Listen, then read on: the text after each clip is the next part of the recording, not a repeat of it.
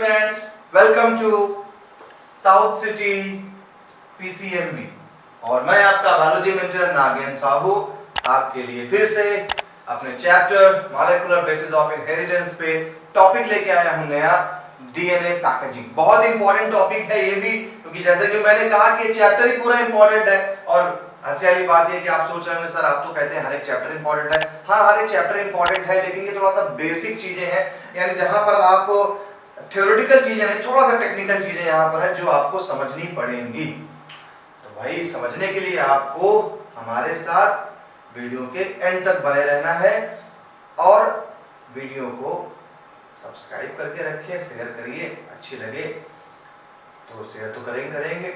साथ ही साथ हमारे साउथ सिटी पीसीएमबी चैनल पे आपको फिजिक्स, केमिस्ट्री, मैथ, बायोलॉजी तो चली रही है, फ्री ऑफ कॉस्ट है, कोई चार्जेस नहीं है। आपने बस वीडियो देखना है, अच्छे से अपनी प्रिपरेशन करनी है।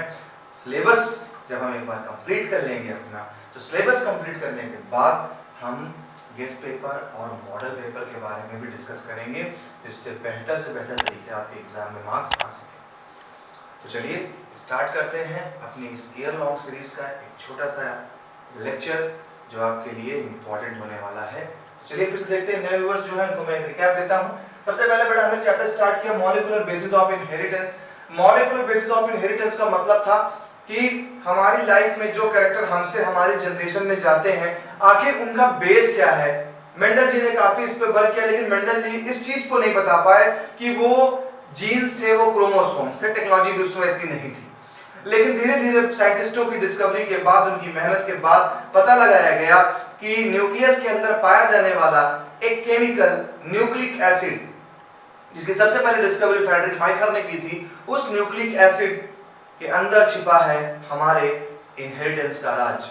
यानी न्यूक्लियस के अंदर छिपा है हमारे पूरे लाइफ की ब्लूप्रिंट, यानी जन्म पत्रिका। आपके डीएनए को, यानी जिसे हम कहते हैं कि भाई हमारा जेनेटिक मटेरियल है, उसको देख करके आपकी पूरी बॉडी के कैरेक्टर को डिफाइन किया जा सकता है। वो चीज छुपी थी सेल के न्यूक्लियस के अंदर। न्यूक्लिक एसिड की डिस्कवरी हुई, वाटसन एंड क्रिक ने डीएनए के मॉडल को बताया। जब सवाल सेट, फिर आप न्यूक्लिक एसिड बोल रहे हैं, फिर डीएनए चले गए। न्यूक्लिक एसिड में एक कंपोनेंट पाया जाता है जिसे बोलते हैं पेंटोज शुगर। उस पेंटोज शुगर टू टाइप्स की मैंने बताई थी आपको, ribose sugar and deoxyribose sugar. Deoxyribose में सिर्फ एक ऑक्सीजन का एटम रिमूव हो गया था, तो राइबोज थे एंड डीऑक्सीराइबोज शुगर थी।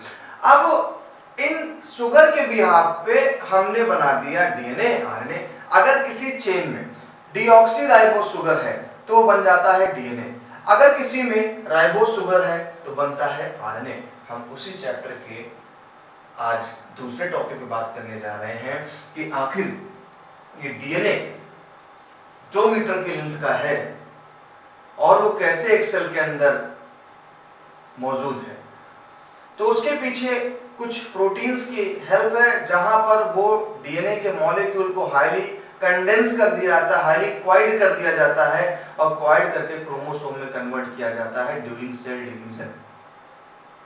उसी को हमने एक टर्म दिया है पैकेजिंग ऑफ डीएनए हेलिक्स। तो चलिए समझते हैं आखिर डीएनए की पैकेजिंग कैसे होती है, डीएनए का हेलिक्स कैसे तैयार होता है। तो आप देख रहे हैं स्क्रीन पे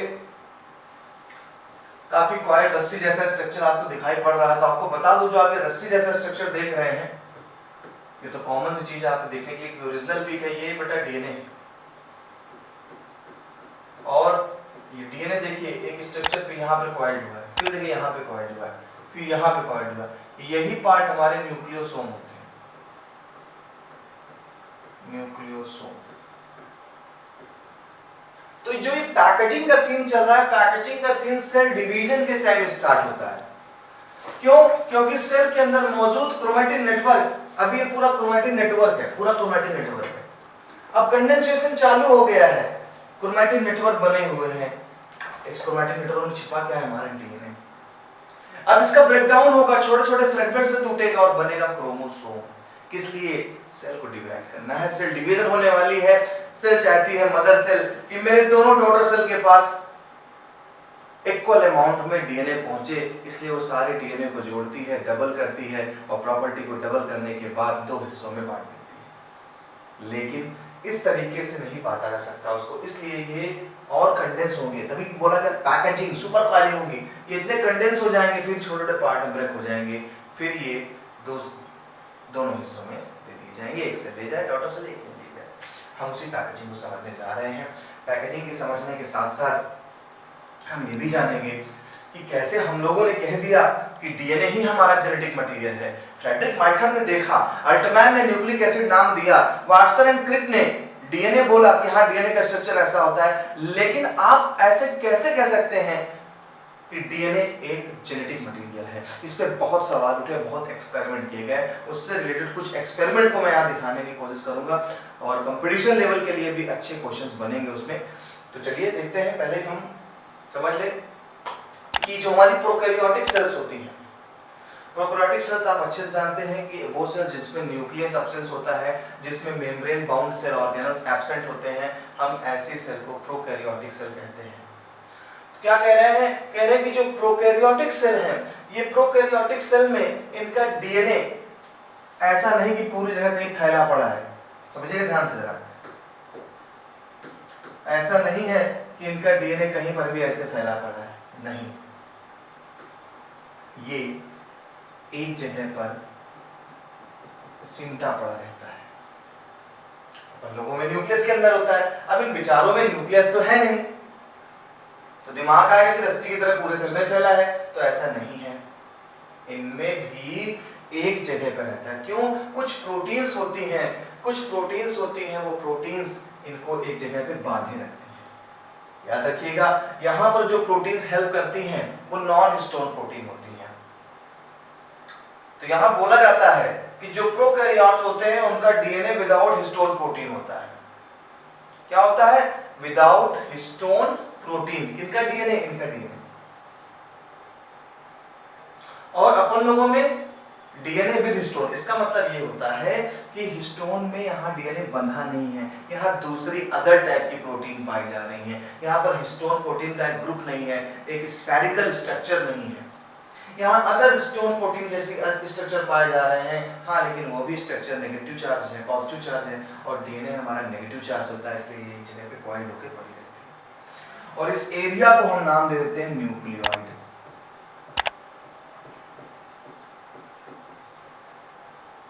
बहुत से लोग इसी को प्री क्रोमोसोम कहते हैं कि जब सबसे पहले सेल बनी तो उसके अंदर क्रोमोसोम ऐसा हुआ करता था। तो ये न्यूक्लियोइड हो गया आपका रीजन। क्लियर? आगे चलते हैं। अब आ जाइए यूकैरियोट्स में। वो तो प्रोकैरियोट्स थे, अब कहानी आ जाएगी यूकैरियोट्स में।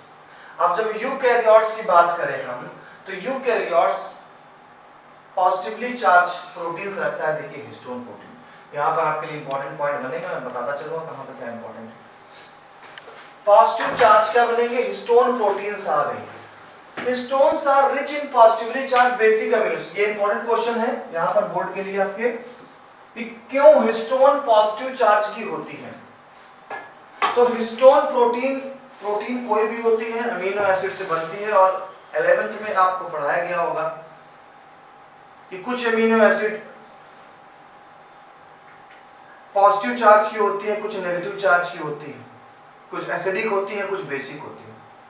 तो हमारे यहाँ पर ये जो दो अमीनो एसिड्स हैं, लाइसिन्स एंड आर्जिनिन्स, ये पॉजिटिव चार्ज होती हैं, और हिस्टोन में यही प्रोटीन ज्यादा पाए जा रहे हैं अमीनो एसिड, जिस कारण हमारा हिस्टोन प्रोटीन पॉजिटिव चार्ज होगा और डीएनए हमारा नेगेटिव चार्ज होता है। तो अपने यहाँ ये क्वेश्चन बनेगा कि कौन से दो अमीनो एसिड्स हैं जिनके कारण हमारा हिस्टोन प्रोटीन पॉजिटिव चार्ज का हो जाता है। तो वो है आर्जिनिन और लाइसिन्स।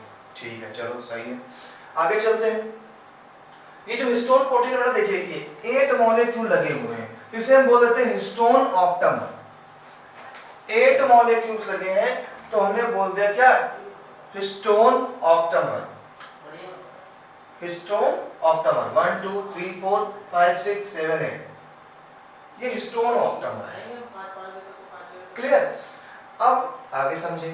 तो ये हिस्टोन प्रोटीन है, यहाँ पर 8 मॉलिक्यूल लगे हुए, तो हिस्टोन ऑक्टामर बोल दिया, कोई टेंशन वाली बात नहीं है। और हमारा डीएनए इसी पे कॉइल है, देखिए ये कॉइल है। यही बेटा दोनों स्ट्रक्चर को मिला करके हम नाम दे देते हैं न्यूक्लियोसोम। इन्हीं दोनों स्ट्रक्चर को मिला करके हम बोल देते हैं न्यूक्लियोसोम। अब ये बन गया न्यूक्लियोसोम। तो क्या है? Nucleosome is a combination of DNA and histone protein. तो जैसे घर में वायरिंग के लिए तार आते हैं और उस तार एक बंडल में कॉइल्ड रहता है, सेम ऐसे जो कॉइल्ड वाला जो प्लास्टिक का रोलर है वो समझ लीजिए हिस्टोन प्रोटीन है, और उसके सराउंडिंग जो आपने वायर लिपेट दिया वो क्या है? डीएनए है। ऐसे सारा डीएनए छोटे छोटे बंडलों में क्या लिपटा हुआ है, तो बहुत सारे न्यूक्लियोसोम्स बन जाते हैं, बहुत सारे न्यूक्लियोसोम्स बन जाएंगे इसी के सराउंडिंग कॉइल्ड है। तो कह रहा है negatively charge DNA is wrapped around histone octamer to give nucleosome, और बनाता क्या है? न्यूक्लियोसोम। तो यहाँ पर बोर्ड वाली क्वेश्चन आप तैयारी कर लीजिए, न्यूक्लियोसोम पे क्वेश्चन आ सकता है। अब और टेक्निकल चलते हैं। A typical nucleosome contain 200 base pair. एक टिपिकल न्यूक्लियोसोम में 200 बेस पेयर होते हैं। अब सवाल आ गया सर 100 बेस पेयर क्या है? देखिए डीएनए पॉइंट ही नहीं पॉइंट बेटा, और बीच में क्या देखो हिस्टोन प्रोटीन है। तो कह रहा है ए जी टी सी जी सी ऐसे करके, आपको बताया था मैंने, चार्गाफ का रूल बताया था डीएनए में। तो कह रहा है ऐसे बेस पेयर कितने पूरे में? 200 बेस पेयर, यानी जो कॉइल्ड होता है हिस्टोन प्रोटीन पे डीएनए वो लगभग 200 बेस पेयर रखता है। तो सवाल उठ गया, अगर 200 बेस पेयर एक न्यूक्लियोसोम में पाया जाता है और एक डिप्लॉइड क्रोमोसोम का या डिप्लॉइड डीएनए, डिप्लॉइड सेल का डीएनए जो होता है वो 6.6 × 10⁹ बेस पेयर रखता है। 6.6 × 10⁹ बेस पेयर रखता है। तो आपसे पूछेगा कितने न्यूक्लियोसोम पाए जाएंगे? तो ये देखिए आपके साथ क्वेश्चन लिख दिया गया है। आपने क्या करना है? A typical nucleosome contain 200 base pair, okay? Therefore, total number of nucleosome in human. तो total number कितने होगा? आपने क्या किया? Total DNA की लेंथ लिख दी, 200 से डिवाइड कर दिया, क्योंकि 200 पाए जाते हैं एक न्यूक्लियोसोम में। तो अब क्या आ गया? 3.3 × 10⁷। 7 कितने पाए थे? न्यूक्लियोसोम। बहुत इंपॉर्टेंट है, इसको तुरंत स्क्रीनशॉट ले लीजिए पॉज करके। क्लियर? आसानी से ले लीजिए, आसानी से हो जाएगा। चलिए अब आगे चलते हैं। तो यहाँ पर हमारी दो चीज तो क्लियर हो गई, हिस्टोन प्रोटीन है क्या, न्यूक्लियोसोम क्या है। देखिए पॉइंट बताते हैं, उस पॉइंट को आप लिख लीजिए, क्वेश्चन कैसे कैसे बनेंगे। पहला क्वेश्चन बनेगा व्हाट इज हिस्टोन प्रोटीन, पहला क्वेश्चन नोट कर लीजिए। सेकंड क्वेश्चन नोट करिए, व्हाट इज न्यूक्लियोसोम, ओके ये भी डन हो गया। थर्ड क्वेश्चन नोट करिए, third question will be why histone protein shows positive charge. We have two amino acids, कौन सी अमीनो एसिड्स थी? Arginine and serine. 2 amino acids थे, arginine and serine. And आगे चलते हैं, अगला क्वेश्चन बनेगा how many numbers of nucleosome present in human DNA? 10। ये आपने फार्मूला यूज करके काम कर देना है। Nucleosome constitute the repeating unit of form chromatin network. Thread-like state nucleosome in chromatin beads on the string. देखिए कितना सुंदर लग रहा है, ऐसे माला है, मोतियां लगी। Beads on the string का मतलब ही होता है किसी धागे पे मोती का लगा होना। Beads on string, तो आपसे पूछ सकता है कि कौन सा स्ट्रक्चर होता है न्यूक्लियस में जो beads on string-like appearance देता है। तो beads on string-like appearance देने वाले हमारे हैं हमारा क्रोमैटिन फाइबर या क्रोमैटिन थ्रेड। क्लियर? अब देखिए कैसा स्ट्रक्चर है, कहाँ डीएनए था, डीएनए हाईली कॉइल्ड होना चालू हुआ, किसके सराउंडिंग? प्रोटीन के सराउंडिंग, हिस्टोन प्रोटीन के सराउंडिंग कॉइल हुआ, उसने बनाया क्या? न्यूक्लियोसोम। देखिए अब न्यूक्लियोसोम भी कॉइल्ड होना चालू कर देता है, सुपर कॉइलिंग हो गई। अब सुपर कॉइलिंग के बाद जो बन गया बेटा यही क्या है? क्रोमोसोम है। अच्छा डीएनए का डुप्लीकेशन भी स्टार्ट हो गया उसी में, तो एक थ्रेड से आपके 2 थ्रेड बनना चालू हो गए, जिस जगह पे जुड़े रह गए बेटा वही सेंट्रोमियर हो गया। एक कंडीशन ये है, एक कंडीशन ये है, एक कंडीशन ये है, 3 कंडीशन देखने को मिलती है। ये डीएनए है, हिस्टोन प्रोटीन के सराउंडिंग कॉइल हो गया, इसी को हमने क्रोमैटिन नेटवर्क कह दिया। क्रोमैटिन नेटवर्क के बाद क्रोमोसोम बन गया। ठीक है, चलिए आगे आते हैं। जो चीज मैंने बताई, क्रोमैटिन पैक होगा, क्रोमैटिन फाइबर बनाएगा, देन कॉइल एंड कंडेंस होगा, देन बनाएगा क्रोमोसोम। क्या लिखता है? Higher level packaging of chromatin require non histone chromosome. ये बहुत इंपॉर्टेंट पॉइंट ये भी है, ये भी क्वेश्चन बनेगा। क्या कह रहा है कि कॉइलिंग के लिए बहुत हाईली कॉइलिंग करना है तो केवल हिस्टोन से काम नहीं चलेगा, केवल हिस्टोन से काम नहीं चलने वाला, काम चलेगा आपका एक नॉन हिस्टोन क्रोमोसोमल प्रोटीन से, जो न्यूक्लियोसोम के बाहर की तरफ होगा, कि खुले ना, बाहर की तरफ से प्रेशर डालेगा। तो याद रखना है NHC non histone chromosomal protein. तो आपसे पूछ सकता है क्वेश्चन, राइट करिए क्वेश्चन। क्वेश्चन बनेगा which type of protein requires for super coiling. किस टाइप की प्रोटीन सुपर कॉइलिंग के लिए रिक्वायर होगी? तो कौन सी होगी वो? Non histone chromosomal protein. मैं सोच रहा हूँ आपके लिए एक पेज पे क्वेश्चन इंपॉर्टेंट लिखता, चलो इससे एग्जाम के लिए आपके लिए वो इंपॉर्टेंट टर्म्स, उस टॉपिक्स का निचोड़ मिल जाए आपको, और उतने ही क्वेश्चन अगर तैयार कर लेंगे तब भी आपका अच्छा काम हो जाएगा। चलिए अब किसी ये भी कर लिया करेंगे, क्लियर? अब आ जाइए आगे। अब कह रहा है क्रोमैटिन के 2 फॉर्म्स देखने को मिलते हैं, यानी जो हमारा क्रोमैटिन थ्रेड था जहां पर 3.3 into 10 to the power 7 nucleosomes पाए जा रहे थे। आप देख रहे हैं कितना कंडेंस स्ट्रक्चर है। इस स्ट्रक्चर में कह रहा हमें 2 चीजें देखने को मिलती हैं। जब हम कभी इसको स्टेन करते हैं, डाई करते हैं, जैसे आपने स्कूल के लैब में कभी स्टेनिंग करी हो सैफरन से, ऐसे इनके अलग स्टेनर आते हैं। जब हमने उस स्टेन से स्टेन किया तो हमें 2 अपीयरेंस दिखाई पड़े। हमें कुछ ऐसी जगह दिखाई पड़ी जो जिन्होंने कलर कैसा लिया है, लाइट कलर लिया था, स्टेन कम एब्जॉर्ब किया, और कुछ ऐसा क्रोमैटिन में दिखाई पड़ा जहां पर बड़ा डार्क स्टेन आ गया। तो कुछ जगह पे लाइट स्टेन देखने को मिला और कुछ जगह पे क्या है, हमको डार्क स्टेन देखने को मिला। जिस जगह पे बेटा डार्क स्टेन देखने को मिला, हमने उस जगह को नाम दे दिया हेट्रोक्रोमैटिन। डार्क डार्क क्यों गया? बहुत कंडेंस था, बहुत ज्यादा गुच्छा हुआ था। देखिए जैसे काफी डार्क, इस जगह पे अगर देखेंगे तो काफी कंडेंस हो गए हैं क्रोमैटिन फाइबर, तो ये डार्क स्टेन ले लेगा, ये लेगा डार्क स्टेन। और देखिए ये काफी सुलझे हुए दूरी पर है, तो ये लेता है लाइट स्टेन, ये ले रहा है लाइट स्टेन। ये कोई अलग नहीं है, एक ही के हैं, लेकिन आपको कलर दिखाया जा रहा है, डार्क स्टेन लिए हुए, लाइट स्टेन लिए हुए। तो जो डार्क स्टेन था इसको नाम दे दिया गया हेट्रोक्रोमैटिन, और जो लाइट स्टेन था इसको नाम दे दिया गया है यूक्रोमैटिन। तो हेट्रोक्रोमैटिन डार्क स्टेन था, लाइट स्टेन यूक्रोमैटिन। अब सिंपल सी बात है यार, जहां पर लूजली पैक्ड है वहां पर डीएनए से एमआरएनए आसानी से बन जाएगा, वहां से डीएनए से एमआरएनए आसानी से बन जाएगा, और इससे एमआरएनए पे प्रोटीन बनाई जाती है। क्योंकि भाई जो टाइटली है उसे खुलने में दिक्कत होगी, और जो ऑलरेडी ओपन है उससे आसानी से एमआरएनए बन गया, एमआरएनए बन जाएगा तो प्रोटीन बनाने में ये हेल्प करेगा, और प्रोटीन से आपको क्या मिलता है? कैरेक्टर। इसीलिए कहा गया है कि यूक्रोमैटिन जो होता है ये ट्रांसक्रिप्शनली एक्टिव होता है। ट्रांसक्रिप्शन का मतलब क्या होता है? डीएनए से आरएनए का बनना। अब जो चीज सुलझी हुई है वहां पर डीएनए से आरएनए आसानी से बन जाएगा। अब जो चीज एकदम उलझी हुई है, एकदम डेंस पैक्ड है, तो वहां पर क्या होता है? डीएनए से आरएनए नहीं बन पाता। इसलिए क्या होता है? इनएक्टिव रीजन होता है क्रोमैटिन का इनएक्टिव रीजन है, यानी यहां से कोई भी प्रोटीन नहीं बनाई जाएगी, कोई कैरेक्टर नहीं बनाया जाएगा। क्लियर? चलिए इसके बाद आगे तो हमारा एक क्वेश्चन तो ये भी क्लियर हो गया कि हमारा जो क्रोमैटिन फाइबर था उस क्रोमैटिन फाइबर में डिफरेंस क्या है यूक्रोमैटिन और हेट्रोक्रोमैटिन में। तो यूक्रोमैटिन एक तरीके से ट्रू है, क्योंकि वहीं से हमारे डीएनए से आरएनए बनेगा, ट्रांसक्रिप्शनली एक्टिव है, और वहीं से आपके बॉडी का कैरेक्टर बनेगा, इसलिए वो एक्टिव पार्ट था। और लाइट स्टेन ले रहा था क्योंकि डेंसली पैक्ड नहीं था।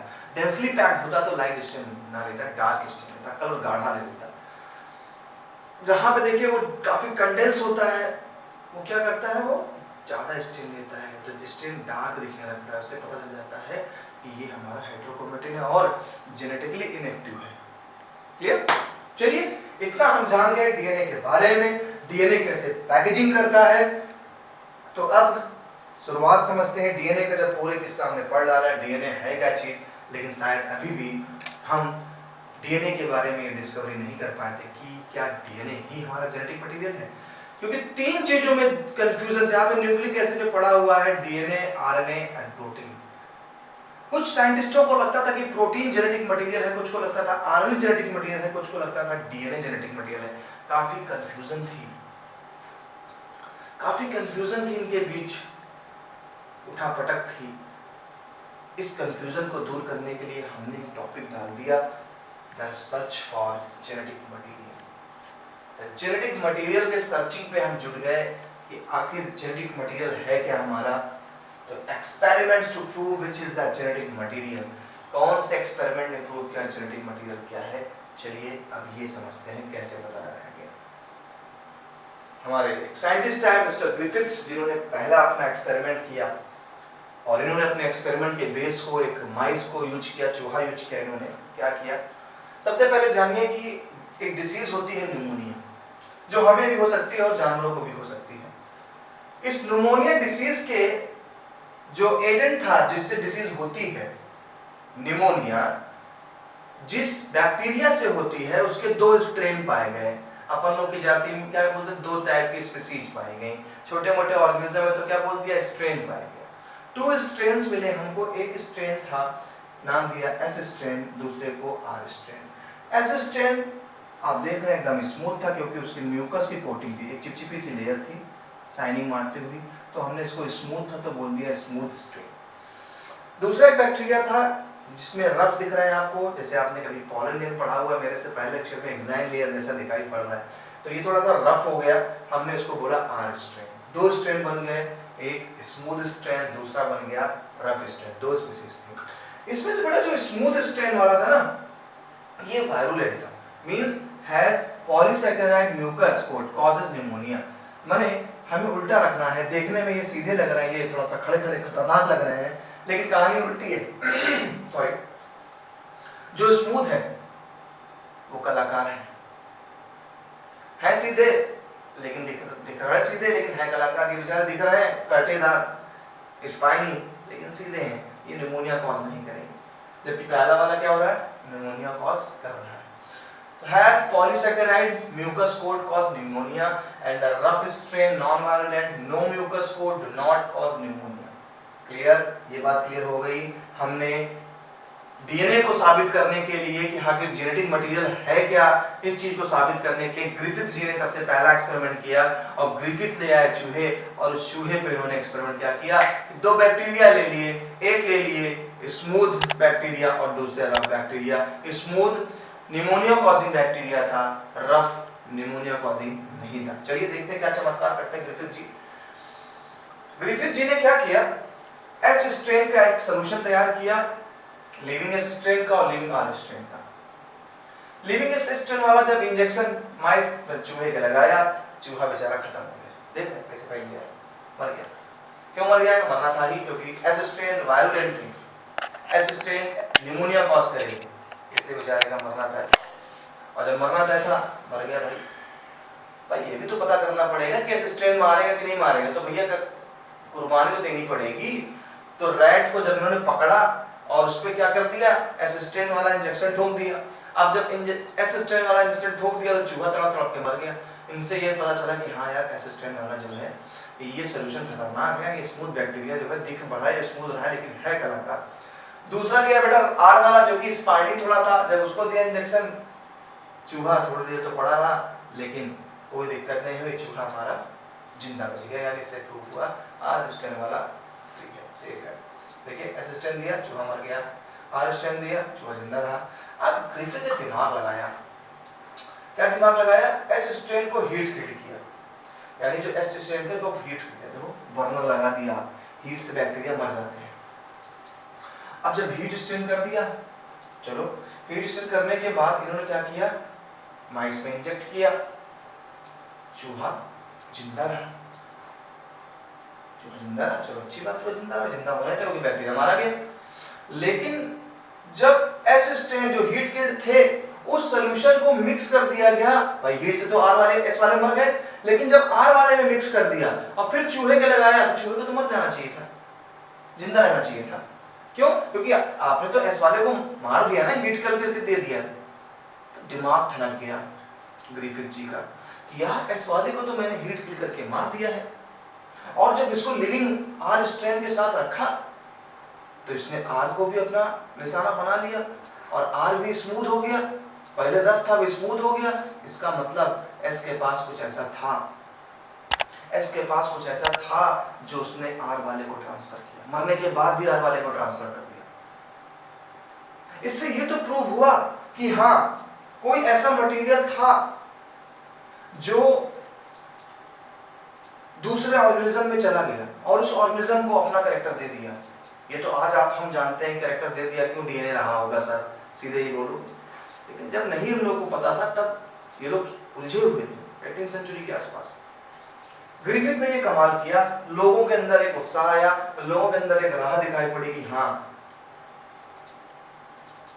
हाँ कुछ ऐसा है जो हमें इस दिशा में रिसर्च करने के लिए मोटिवेट कर सकता है। और यही हुआ, हमारे एक साइंटिस्ट आए, 3 लोग मिले, बड़े अच्छे साइंटिस्ट थे, एवरी, मैकलियोड, मैककार्टी। इन्होंने इनके ग्रिफिथ जी के इस ट्रांसफॉर्मिंग प्रोसेस को देखा कि एक बैक्टीरिया दूसरे बैक्टीरिया में ट्रांसफर हो गया, और उसको देखने के बाद इन लोगों ने कुछ बताया। क्या बताया? सबसे पहले ट्रांसफॉर्मिंग प्रिंसिपल जो कि वर्क किया था हमारे इन लोगों ने, और ट्रांसफॉर्मिंग प्रिंसिपल पे ग्रिफिथ के एक्सपेरिमेंट को देखा। क्या बताया? The purified biochemical protein, DNA and RNA. इन्होंने 3 चीजों को प्यूरिफाई किया from the heat killed S cell using suitable enzyme. ये बड़ी बात थी, इन्होंने दिमाग लगाया कि यार ऐसी कोई चीज तो है जो एक बैक्टीरिया से यानी कि एस स्टेज से आर वाले पे ट्रांसफर हुई, कोई चीज ऐसी है। और जब ये ट्रांसफर हुई ना तो दिमाग खटक गया इन लोगों का। तीनों ने मिलकर के क्या किया, जो एस स्ट्रेन का बैक्टीरिया था यानी जो स्मूथ था, जो खतरनाक था, वायलेंट था, उसके सॉल्यूशन से इन्होंने क्या निकाला? प्रोटीन निकाला, डीएनए और आरएनए, 3 चीजों को प्यूरिफाई किया अलग अलग एंजाइम से। जब उन्होंने प्यूरिफाई किया, कैसे? Digestion of protein and RNA using proteases and RNase. Proteases जो ये एंजाइम, इसका फंक्शन होता है कि ये आपके प्रोटीन को ब्रेक डाउन कर देगा। आरएनएज का फंक्शन होता है आरएनए को ब्रेक डाउन कर देगा। Did not affecting transformation. इन्होंने देखा कि जब हमें लगा, ऐसे आप सोचें, हमें लगा कि प्रोटीन डाइजेस्ट आपका जेनेटिक मटेरियल है, एक लोग टिके हैं, आरएनए हमारा जेनेटिक मटेरियल है, कुछ टिके हैं, डीएनए हमारा जेनेटिक मटेरियल है। हमने सिंपल से काम कर लिया, हमने जो सॉल्यूशन तैयार हुआ था उस सॉल्यूशन को बाहर ले लिया और 3 टेस्ट ट्यूब ले ली। हमने कहा एक टेस्ट ट्यूब में जो हमें ए दिख रहा है, हमने इस टेस्ट ट्यूब में प्रोटीएजेस डाल दिया। अगर प्रोटीन को हम जेनेटिक मटेरियल मानते हैं तो प्रोटीएजेस प्रोटीन को डाइजेस्ट कर देगा, तो यहाँ पर कोई कैरेक्टर चेंज नहीं होगा। नहीं समझे बात को? फिर समझो। सॉल्यूशन जो हीट किल्ड एस वाला था, जो आर स्ट्रेन के साथ रखा गया था मिला करके, हमने उस सॉल्यूशन को 3 हिस्सों में बांट दिया। ठीक, सॉल्यूशन सब कुछ कॉमन, तीनों में कॉमन था, ए बी सी तीनों में कॉमन, ए बी सी तीनों में कॉमन है। ए में हमने प्रोटीएजेस एंजाइम का यूज किया, यानी इस सॉल्यूशन में प्रोटीन नहीं मिलेगा, नो प्रोटीन, डाइजेस्ट हो गया प्रोटीन। दूसरे में आरएनएजेस लिया था, यानी यहाँ पे कोई आरएनए नहीं मिलेगा, क्यों? क्योंकि आरएनए डाइजेस्ट कर गया। एक में डीएनएस दे लिया, जहां पर कोई डीएनए नहीं बचेगा।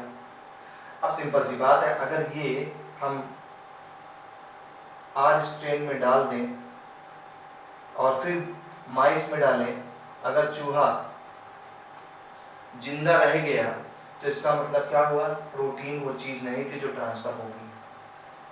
अगर हम ये सॉल्यूशन डालें चूहे में और अगर चूहा जिंदा रह गया तो इससे भी प्रूव होता है कि आरएनए नहीं रहा तब भी चूहा मारा गया, नहीं मरना चाहिए था, असिस्टेंट वाला कैसे चला गया मारने उसको, समझ गए? इसलिए 3 टाइप के एंजाइम्स ले लिए, प्रोटीएजेस, आरएनएजेस और डीएनएजेस।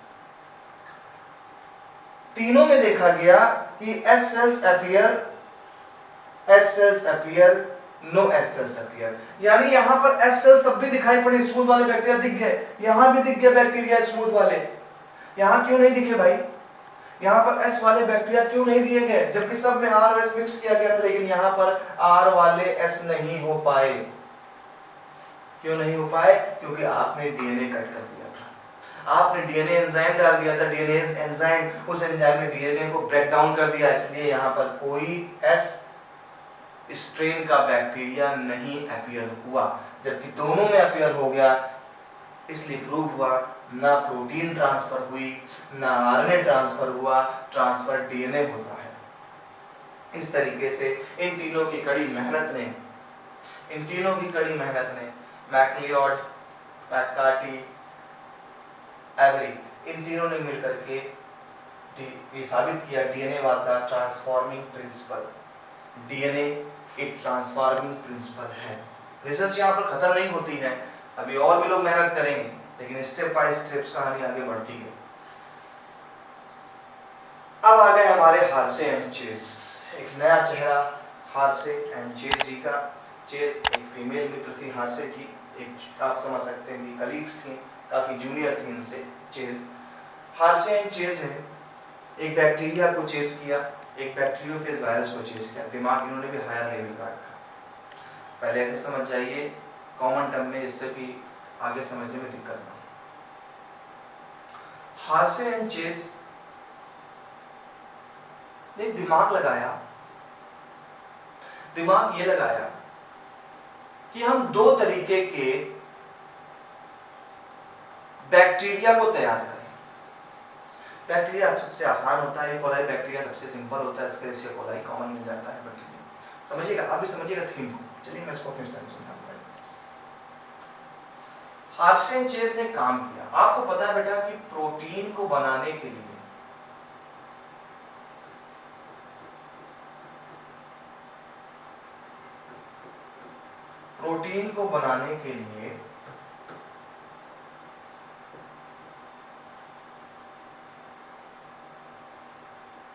फास्फोरस की सल्फर की जरूरत पड़ेगी।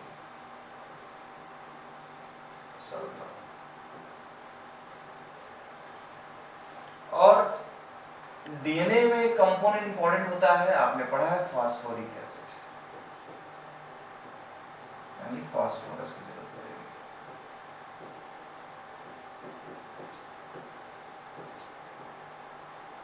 प्रोटीन को बनाने के लिए सल्फर की जरूरत पड़ेगी, डीएनए को बनाने के लिए फास्फोरस की जरूरत पड़ेगी। हमने दिमाग लगाया कि हम कैसे आइडेंटिफाई कर सकें कि यार किसी सेल में क्या चीज गई है। अभी तो हम एंजाइम के भरोसे थे, लेकिन एंजाइम को भी ये लोग सोच रहे थे कि ऐसा ना एंजाइम कुछ गड़बड़ी हो, इसलिए और फिल्टर करना चाह रहे थे। तो हार्से एंड चेज ने फिल्टर किया कि हम रेडियो एक्टिव प्रोटीन बनाएंगे, रेडियो एक्टिव डीएनए बनाएंगे।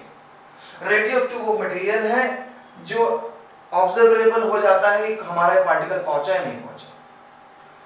तो इन्होंने कहा हम रेडियो एक्टिव प्रोटीन बनाएंगे, देखेंगे क्या प्रोटीन जाती है क्या किसी की चीज के अंदर, एक बैक्टीरिया से दूसरे बैक्टीरिया में, और रेडियो एक्टिव डीएनए बना लेंगे। अगर रेडियो डीएनए जाता है रेडियो एक्टिव, तो हमें वहां रेडियो एक्टिव फास्फोरस दिख जाएगा। इन्होंने दिमाग लगा दिया। इन्होंने प्रोटीन को बनाने के लिए, भाई एक हेपेटाइटिस है, हम बस क्या करें, यहाँ पर रेडियो एक्टिव सल्फर डाल दें। बस हमने यहाँ डाल दिया रेडियो एक्टिव सल्फर, और डीएनए बनाने के लिए हमने क्या किया, यहाँ डाल दिया रेडियो एक्टिव फास्फोरस। हमारा काम हो गया। अब कुछ बैक्टीरिया हम ग्रो करेंगे इस हेपेटाइटिस में, कुछ बैक्टीरिया हम ग्रो करेंगे इस हेपेटाइटिस में। सिंपल सी बात है, जो ये बैक्टीरिया होंगे हमारे, जो ये वाले बैक्टीरिया हैं, ये क्या होंगे, रेडियो एक्टिव प्रोटीन को बेयर करेंगे। यानी ये ऐसी प्रोटीन बना रहे हैं, प्रोटीन इनकी बॉडी होती है, खोल होती है, और ये क्या करेंगे, रेडियो एक्टिव डीएनए बनाएंगे। तो समझ में आ गई? इतना क्लियर हो गया? तो यहाँ पर हमने इतना किया, लेकिन बैक्टीरिया ना करके इसको आप वायरस रखिएगा। ये क्या है? वायरस है। दो अलग अलग कल्चर में वायरस को ग्रो किया। एक वायरस वो हुआ जिसने रेडियो एक्टिव प्रोटीन रखा हुआ है। वायरस के बारे में आप पढ़ चुके हैं, वायरस की बॉडी में प्रोटीन और जेनेटिक मटेरियल के अलावा कुछ पाया ही नहीं जाता है। ये एक वायरस है। इस वायरस का नाम है बैक्टीरियोफेज वायरस। ये वायरस बैक्टीरिया पे हमला करता है। बैक्टीरिया की बॉडी को पकड़ लेगा ऐसे, ये बैक्टीरिया है, इसको पकड़ लिया और इसके अंदर अपना जेनेटिक मटेरियल एंटर कर देता है। यानी वायरस की बॉडी में केवल दो चीज दिख रही है, एक ये प्रोटीन वाला पार्ट है जो उसकी कोटिंग है, और दूसरा इसका ये जेनेटिक मटेरियल है। दे में भी डीएनए और आरएनए, डीएनए और आरएनए, तो में से कोई एक चीज मिलेगी। हमने यही दिमाग लगाया, एक सिंपल ऑर्गेनिज्म हमको मिला, हमने कहा यार ऐसा करो, ये वायरस बैक्टीरिया पे हमला करता है और सुना है कि बैक्टीरिया के अंदर कुछ एंटर करता है अपना। अगर ये प्रोटीन एंटर करेगा तो बैक्टीरिया के अंदर हमको रेडियो एक्टिव प्रोटीन मिल जाएगी, और अगर डीएनए एंटर करेगा तो रेडियो एक्टिव डीएनए मिल जाएगा। जो हमें दिख जाएगा रेडियो एक्टिव, हम समझ जाएंगे कि वही चीज ट्रांसफर होती है। आप समझ गए होंगे। हमने दो रेडियो एक्टिव मटेरियल ले लिए, वायरस ग्रो किया रेडियो एक्टिव सल्फर में। क्यों? क्योंकि अगर वायरस प्रोटीन बनाएगा अपने लिए तो सल्फर लेगा, और सल्फर अगर लेता है तो रेडियो एक्टिव सल्फर ले लेगा, नहीं उसकी जो प्रोटीन होगी वो रेडियो एक्टिव रेडिएशन शो करेगी। अगर वायरस डीएनए बना रहा है तो डीएनए बनाएगा भी, क्योंकि वायरस रिप्रोडक्शन करेगा कल्चर मीडियम में। तो हमने दिमाग लगाया, बस काम कर गया हमारा दिमाग, काम कर गया हमारा दिमाग। और देखिए हार्शेन चेज ने करा डाला एक्सपेरिमेंट। अब देखिए जो भी मैं लेक्चर दिया थ्योरी मिलेगी। हार्शेन chase grows from bacteriophage virus on a medium containing a radioactive phosphorus P32 and some other on medium containing radioactive sulfur S35. Virus grow in P32 got radioactive DNA because only DNA contains phosphorus. Virus grown in S35 got radioactive protein because protein containing sulfur. दोनों चीजें ready इन्होंने grow कर लिया बढ़िया। तो इन्होंने different bacteriophage virus तैयार किए। देखिए एक का रेडियो एक्टिव, रेड पूरी बॉडी दिखाई पड़ रही है क्योंकि रेडियो एक्टिव प्रोटीन है, और रेड देखिए रेडियो एक्टिव का देगा डीएनए जहां पर फास्फोरस पहुंच गया था। तो चीज समझ में आ गई। अब हार्शेन चेज ने क्या कराया? इन्फेक्शन कराया।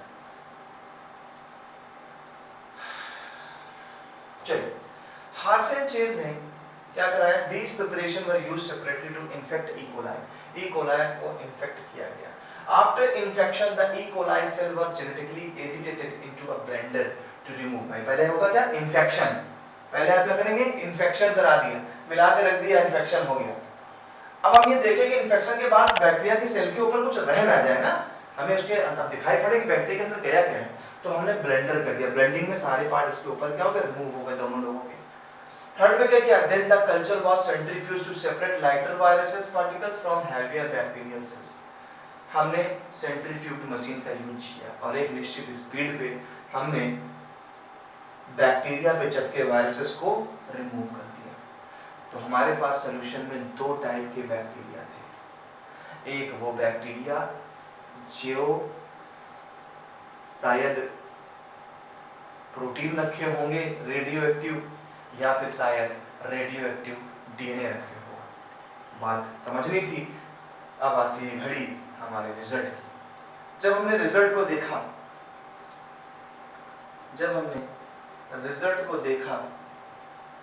तो रिजल्ट हमारे पास क्या आया कि हमें उन बैक्टीरिया में सिर्फ रेडियो एक्टिव डीएनए ही मिले, प्रोटीन मिली ही नहीं।